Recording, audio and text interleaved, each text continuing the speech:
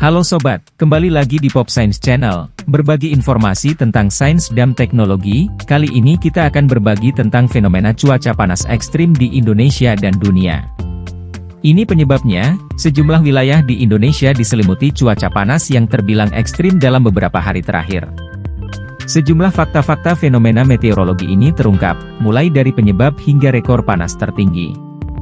Fenomena suhu panas di sejumlah wilayah ini dirasakan oleh sejumlah kota, terutama di bagian Indonesia Selatan, sejak hari pertama Lebaran Idul Fitri 1443 Hijriah. Badan Meteorologi, Klimatologi, dan Geofisika, BMKG, menyebut fenomena ini pada umumnya membuat warga merasa gerah. Angka suhu pun diketahui memang melampaui batas maksimal normal. Di Jakarta, suhunya sempat menyentuh 36 derajat Celcius.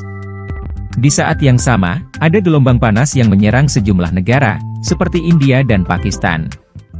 Untuk melihat lebih jauh fenomena suhu ini sekaligus menjawab pertanyaan warga, pakar mengungkap sejumlah fakta terkait suhu panas itu.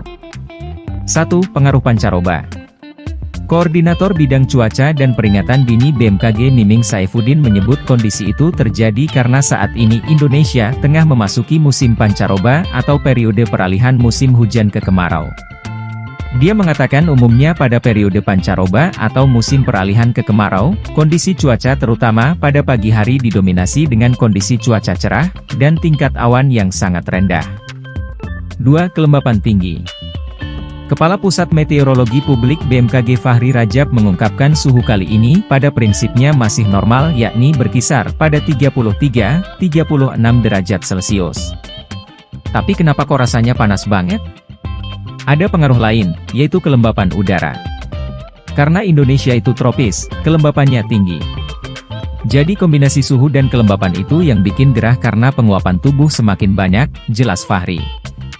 3. Awan tipis. Miming menambahkan kondisi cuaca terutama pada pagi hari didominasi dengan kondisi cerah dan tingkat awan yang sangat rendah.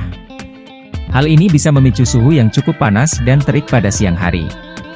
Hal ini dapat terjadi karena minimnya tutupan awan di wilayah Jabodetabek pada pagi hari sehingga terjadi pemanasan radiasi matahari maksimal hingga di permukaan. Lalu pada siang sore hari umumnya akan terbentuk awan-awan dan dapat terjadi hujan, jelasnya.